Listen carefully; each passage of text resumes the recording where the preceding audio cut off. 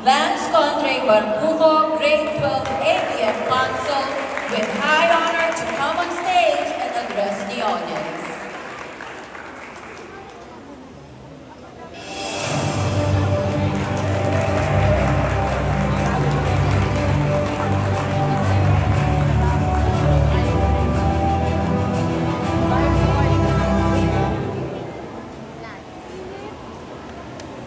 Sa ating panauhing pagsalita at Education Program Supervisor for English, Ms. Maria Glesita M. Columna, sa ating BOT President, Ms. Carlene Campanya Taros, BOT Secretary, Ms. Christine Campanya, at sa masipag at butihin naming punong guro, Ms. Maricette Ganonce. Mga minamahal na guro at mga magulang, panauhin, at sa mga kapwa ko magsisipagtapos. Isang mapagpalang gabi po sa inyong lahat. Sa bawat hamon at pagsubok sa buhay, huwag kang bibitaw. Dahil sa likod ng bawat paghihirap ay may nakalaang tagumpay. Hindi ko po inakala na darating ang araw at pagkakataong ito ang tatayo sa inyong harapan, may nakasabit na medalya at pagbibigay ng mensahe ng inspirasyon sa kapwa ko magsisipagtapos. Bago pa man ako pumasok sa paaralang ito, ay maraming agam-agam ang aking mga magulang. Paano nga ba nila ipagkakatiwala ang aking kinabukasan sa isang paaralan na nag-uumpisa pa lamang? Kakayanin kaya nilang ibigay ang tigalidad na edukasyon? Kakayanin kaya nilang ipagpatuloy ang aking pag-aaral dito sa mga susunod na taon? Dahil ito ay isang pribadong paaralan. Tanda-tanda ko pa ang unang araw na pumasok ako sa paaralan ito. Magkahalong tuwa at kaba ang aking naramdaman. Dahil hindi ko alam kung ano ang naghihintay sa aking pag-aaral sa paaralang ito. At sa tulong ng aking mga naging guro at mga kaibigan, ay matagumpay kong nalampasan ang 12 taon dito sa Centennial Academy of the Blessed Trinity. Hindi ko makakalimutan ang pagkukok ng CABT sa akin at sa aking pagtahak sa mas mataas ng atas ng edukasyon. Ang pagkokoleyo ay baon ko ang mga aral at bagay na aking matutunan na kahit anong kayamanan ay hindi kayang tumbasan. Kaya niyo po yung piabot ko ang aking taus-pusong pasasalamat. Nais kong ipabatid ng aking pagbati sa inyo mga kapwa ko magsisipagtapos sapagkat sa wakas ay nakamit na natin ang bunga ng 2 taon pag-umuno at pagsikap sa senior high school. Sa mahabang lakbay na ating kinahap, sa huli atin pa rin ang tagumpay. Alam nating lahat na hindi pa tayo tapos sa ating paglalakbay tungo sa magandang kinabukasan. Magkahalong saya at lungkot ang aking nararamdaman sa oras na ito.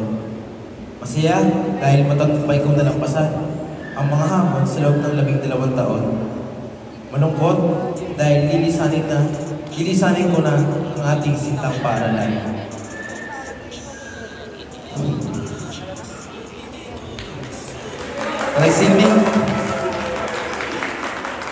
Nagsilbing pangalawa kong tahanan sa loob ng 12 taon.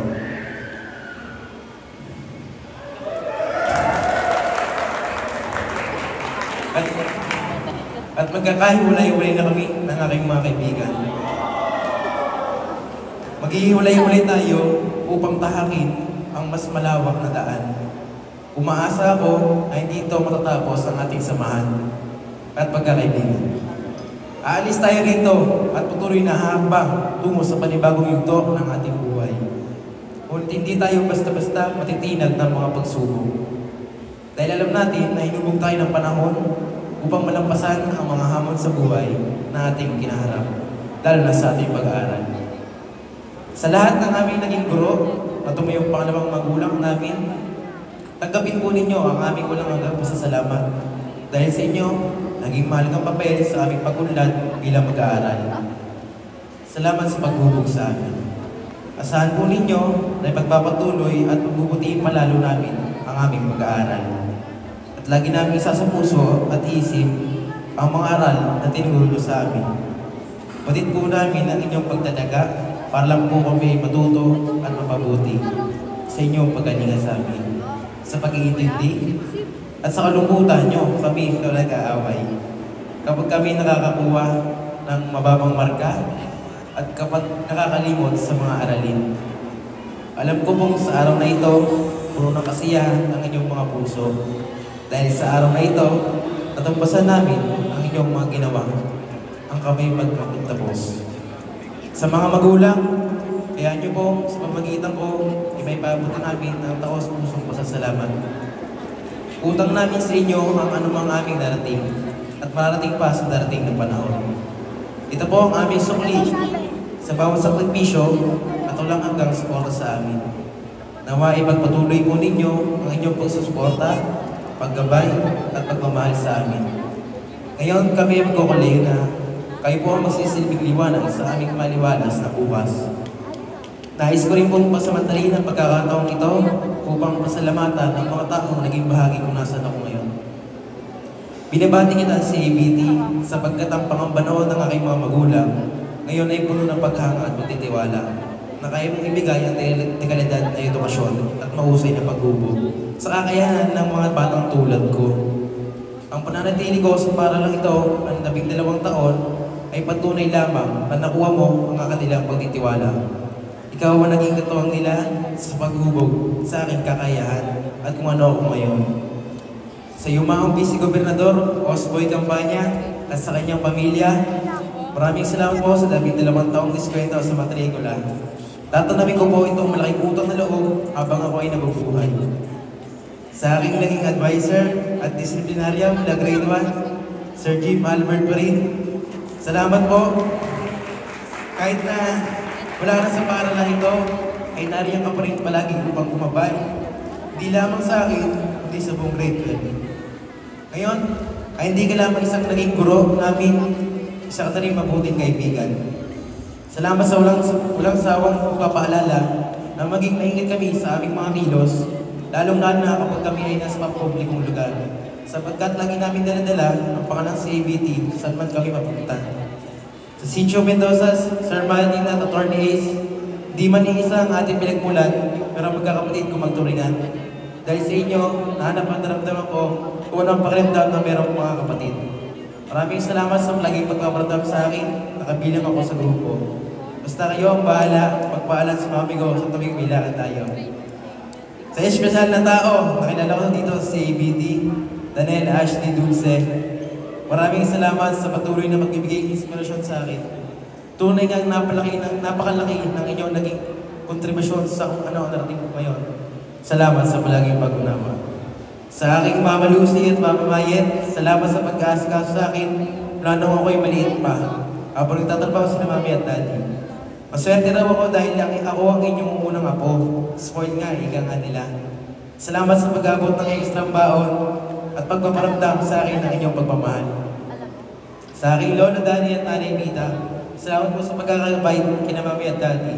Lalo po kapag sila'y nagigibit sa pangangailangan pinansyal. Di ganun na dalawang isip at sila ay kagatpay, pinapahirap. Dahil sa inyo, naging magaan para sa kanila ang may taguyod ang aking pag-aaral sa loob ng 12 taon. Nawa po ay patuloy niyo pa rin kayong naririyan sa amin ngayon kung ako ay magkukulega. Unang-una, walang aking mga magulang. Ang inyong walang sawang suporta at mga sakripisyo, ang aking naging pundasyon ng aking tagumpay. Kayo ang aking mga unang guro, ang aking mga bayani at aking taga-suporta. Mula sa aking unang hakbang hanggang sa araw na ito, kayo ang naging haligi ng lakas at determinasyon. Alam ko na hindi madali sa inyo ang mga sakripisyo. Maraming pagkakataon na inalaan nyo ang inyong oras, lakas, at kahit ang inyong sariling mga pangarap upang masiguradong matupad ang aking mga pangarap. Kayo ang nabigay ng walang hanggang pagmamahal at pangunawa kahit sa mga panahong ako ay nagkamali. Ngayon, ako ay nagtapos. Ang aking mga tagumpay ay hindi lamang bunga ng aking sariling pagsumikap, kundi bunga rin ng inyong walang sawang suporta at gabay. Sa bawat takbang na aking tatahakin mula ngayon, dadalhin ko ang inyong mga aral at pagmamahal na siyang magbibigay inspirasyon sa akin na patuloy mangarap at magsikap. Mga mahal kong magulang, ang araw na ito ay hindi lamang aking tagumpay, kundi parating na rin sa inyong tagumpay. Ang aking diploma ay simbolo ng inyong dedikasyon, at pagmamahal. Maraming salamat sa lahat ng inyong nagawa para sa akin. Alam kong maraming beses tayo italo mula sa palipat nyo sa akin ng eskwelahan. Hanggang sa anong strand na kukunin ko, ay hindi nyo pa rin pinilit ang gusto nyo. Mami, pasensya na kasi hindi matutupad ang pangarap mo na magkaroon ng anak na engineer. Pero ipapangako sa iyo, ako ay magiging isang matagumpay na certified public accountant. Palagi kong tatandaan ang mga linya mong ito. Mag-aral kang mabuti upang balang araw, pagtandaan namin, kapag wala na kami sapat na lakas para makapag-provide sa iyo, kaya mo na sa sarili mo. At higit sa lahat, nagpapalamat ako sa Panginoon sa pagpapadala mo sa akin ng mga taong ito upang maging kaagapay ko sa pag-abot ng aking mga pangarap. Gawin mo po silang malakas araw-araw at iligtas sa anumang kapahamakan. Salamat sa pagbibigay mo sa akin ng sapat na talino at kakayahan na may pamalas kung ano ang meron ako. Lahat ng ito ay aaling ko po sa inyo, Panginoon. Lagi mo po kaming gabayan araw-araw. Ang tema para sa pagtatapos ngayong taon ay Kabataang Pilipino para sa matatag na kinabukasan ng bagong Pilipinas. May matatag kurikulum na ilulunsad na magbibigay diin sa mahalagang papel ng edukasyon sa paghubog ng kabataang Pilipino bilang mga tagapagbantay sa pagbuo ng isang mas malakas at progresibong bansa para sa bagong Pilipinas. Kaya natin to. Basta't sama natin ang pagpursige at dedikasyon. Tayo ang bagong henerasyon. Gawin natin itong tayo ang maging sanhi na ikakalulad para ng bagong Pilipinas. Para sa bagong Pilipinas, maging maayos ang lahat para sa atin. Para sa bagong Pilipinas, marating natin ang ating mga pangarap sa buhay. Mga kapwa ko magsisipagtapos, inaamo ko kayong lahat na maging matatag tayo sa panghamon ng buhay. Pilitin natin ang kung ano ang nilalaman ng ating puso. Bago ko po tapusin ang aking mensahe ng inspirasyon at salamat, mga kapwa ko magsisipagtapos, maaari po ba tayong tumayo? At tumarap po tayo sa ating mga magulang. Sabay-sabay po natin sabihin, maraming salamat, nanay, tatay, para po sa inyo ang tagumpay namin ito. Maaari na po kayo po. Muli, maraming pong salamat. Ito po si Lance Condre D. Marbuco, ang Mr. Suave na sa ABT, ang inyong class valedictorian sa Padaruan 2023-2024. Ang nag-iiwan ng linyang ito, ang mga pagsubok ay hindi dapat maging hadlang sa pagkamit ng tagumpay. Ito ay dapat maging inspirasyon para lalo kang magpatuloy sa buhay. Magandang gabi po sa inyo lahat. Ciao!